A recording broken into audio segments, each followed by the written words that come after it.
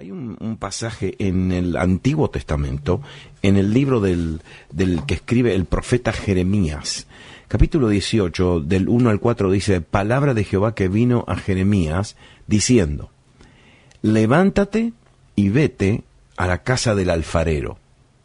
Y descendí a la casa del alfarero, y he aquí que él estaba ahí.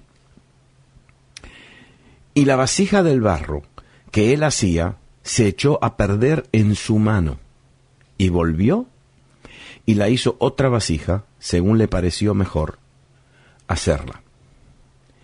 El apóstol Pablo, en el Nuevo Testamento, en el libro de Efesios, capítulo 2, versículo 10, dice: porque somos hechura suya, creados en Cristo Jesús, para buenas obras, las cuales Dios preparó de antemano para que anduviésemos en ellas.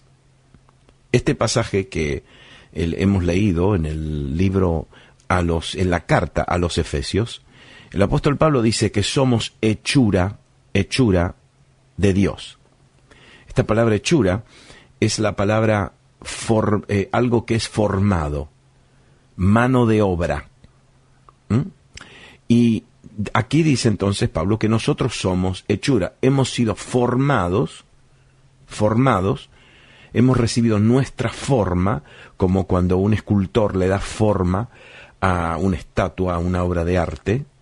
Hemos sido hechura de Dios, creados en Jesucristo para buenas obras. Ese es el propósito por el cual Él nos creó, creados en Jesucristo para buenas obras. Aquí entonces, en el Antiguo Testamento, Jeremías ve algo, ve como una ilustración. Dios le dice: te quiero mostrar cómo yo trabajo, cómo obro en tu vida, pero te lo quiero mostrar como en una ilustración. Y le dice: vamos a la casa del alfarero. Y entonces Dios le muestra a Jeremías su mano de obra, porque lo que le está diciendo es que Él trabaja en nuestras vidas, Él forma nuestras vidas como un alfarero. Así es como trabajo en tu vida. Y aquí, en este pasaje, vemos tres posibilidades. La primera es que la vasija de barro que el alfarero estaba haciendo se echó a perder en su mano. Quedó arruinada. Mire, Dios aquí no le está mostrando a Jeremías de cómo Él hace un vaso de barro. Aquí Él está mostrando cómo Dios forma nuestras vidas. Y aquí entonces le está mostrando una vida que es arruinada, se arruina en su mano. La primera posibilidad. La segunda posibilidad que vemos aquí es que Dios entonces, al verla arruinada, volvió y la hizo otra vasija. Otra, como que hizo una vasija distinta, otra. Como que hizo una vasija, la primera era como la original, pero como se arruinó, entonces como que podemos entender en este pasaje que posiblemente Dios produce una vasija de segunda clase. Pero mire la tercera posibilidad en este pasaje. Dice que el alfarero estaba haciendo el vaso, se arruinó en su mano, y volvió a hacer otra vasija, pero escúcheme bien, dice, según le pareció mejor hacerla. Aquí no está haciendo una vasija arruinada que la arregla, la remienda. Aquí no está haciendo una vasija de que después que se arruinó hace otra vasija de segunda clase. No. Aquí, en este pasaje, Dios le dice: yo hago una vasija que se arruinó, pero la vuelvo a hacer según me parece mejor hacerla. Es decir, después que un vaso se arruina, Él produce la mejor obra.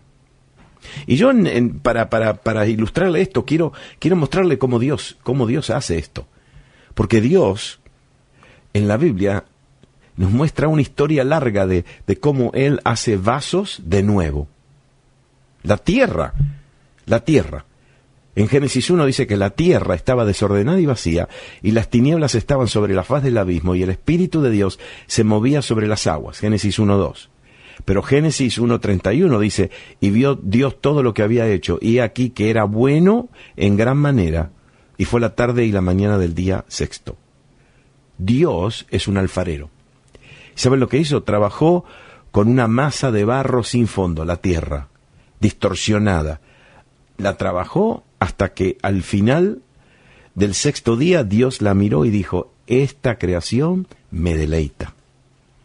Después viene Adán y viene Abel. Adán fue el hombre que lo desobedeció. La mujer, Eva. Y a la mujer le dice, multiplicaré en grande manera los dolores en tus preñeces, con dolor darás a luz los hijos, y tu deseo será para tu marido, y él se enseñoreará de ti. Al hombre le dijo, por cuanto obedeciste a la voz de tu mujer y comiste del árbol de que te mandé diciendo, no comerás de él, maldita será la tierra por tu causa, con dolor comerás de ella todos los días de tu vida, espinos y cardos te producirá y comerás plantas del campo. Pero escúcheme bien, de un hombre desobediente y una mujer desobediente, Dios produce un hijo llamado Abel. ¿Y Abel qué? Abel era un adorador, y cuando tuvo que ir a ofrendarle a Dios en un sacrificio, le trajo lo mejor, y Dios se deleitó por el sacrificio, la ofrenda de Abel. Ve, de Adán que se arruinó, a Eva que se arruinó, Dios produce un Abel. Dios produce un Abraham que lo obedeció. Abraham es el padre de la fe. Pero después Dios de Abraham produce un Jacob, su hijo Jacob. Y el nombre Jacob significa engañador, engañador, tramposo. Pero de un Jacob, de un engañador, de un tramposo, Dios entonces, ¿qué hace? Trabaja en la vida de Jacob para producir un hombre llamado Israel. Le cambia el nombre. Israel significa príncipe de Dios. Y Dios, después que le cambia el nombre a Jacob de un engañador a Israel, príncipe de Dios, Dios también se cambia su nombre, porque desde ese momento en adelante Él se hace llamar el Dios de Jacob. Sí, le costó trabajo cambiar y trabajar con Jacob, pero lo transformó, hizo lo mejor en la vida de Jacob. Dios trae un Elías, el profeta Elías, y el profeta Elías, la Biblia nos dice que era un hombre sujeto a pasiones semejantes a las nuestras. ¿Sabe lo que significa esto? Que tenía pasiones, se enojaba y perdía la paciencia, tenía pasiones desordenadas como la nuestra, pero dice que oró fervientemente para que no lloviese, y no llovió sobre la tierra por 3 años y 6 meses, pero después, cuando oró y declaró, la lluvia vino. Dios trató con Elías como un vaso y lo transformó al mejor vaso que pudo producir. Dios produce al rey David. Y el rey David llora, como que llora en el Salmo 51 y dice, crea en mí, oh Dios, un corazón limpio y renueva un espíritu recto dentro de mí. ¿Y sabe por qué él estaba pidiendo un corazón recto, un corazón limpio? Porque él no tenía un corazón limpio. Estaba pidiendo un espíritu recto, derecho, no torcido, derecho dentro de él, porque no tenía un espíritu recto. Había cometido muchos errores. Sin embargo, Dios trata con David como un vaso. Y aunque se arruinó varias veces, Dios lo produce de David un hombre según el corazón de Dios. En el Nuevo Testamento Dios levanta un Pedro, a un apóstol Pedro. Y Pedro es el hombre que le dice a Jesús, si me fuere necesario morir contigo, no te negaré. Y también todos los demás decían lo mismo, todos los otros discípulos de Jesús. Pero cuando se puso difícil la cosa, dice que él comenzó a maldecir y a jurar. Y dijo, no conozco a este hombre, ¿de quién habláis? Empezó a maldecir y a jurar. Maldecir es una palabra fuerte. Es básicamente maldecir con maldiciones, con malas palabras horribles. Y a jurar. Y juraba diciendo, no conozco a este hombre, no conozco a ese Jesús. Pero el Señor trabajó y formó a Pedro de tal manera que le dijo, cuando tú vuelvas de esta crisis, vas a fortalecer a tus hermanos. En el Nuevo Testamento hay un muchacho que se llama Juan Marcos. Juan Marcos. No se olviden de este muchacho, Juan Marcos. Y en Hechos 13 dice que llegados a Salamina, anunciaban la palabra de Dios en las sinagogas de los judíos, Y tenían también a Juan Marcos de ayudante, era un ayudante de Pablo. Pero dice, habiendo zarpado de Pafos, Pablo y sus compañeros arribaron a Perge de Panfilia, pero Juan, apartándose de ellos, volvió a Jerusalén. El viaje se estaba haciendo muy difícil.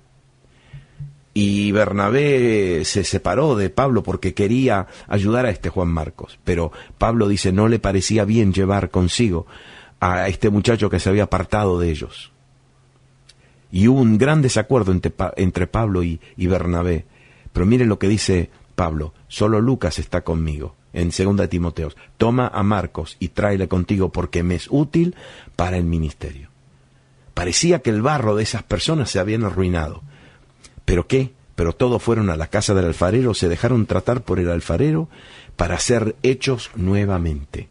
Pero escúcheme bien, hay vasos que no se dejaron tratar. Caín no se dejó tratar. Esaú no se dejó tratar. Saúl también no se dejó tratar. Y Judas, uno de los apóstoles, uno de los discípulos de Jesús, no se dejó tratar, porque no se arrepintieron, rechazaron la gracia, no confiaron en Dios, no entendieron el propósito de sus vidas, no fueron a la casa del alfarero.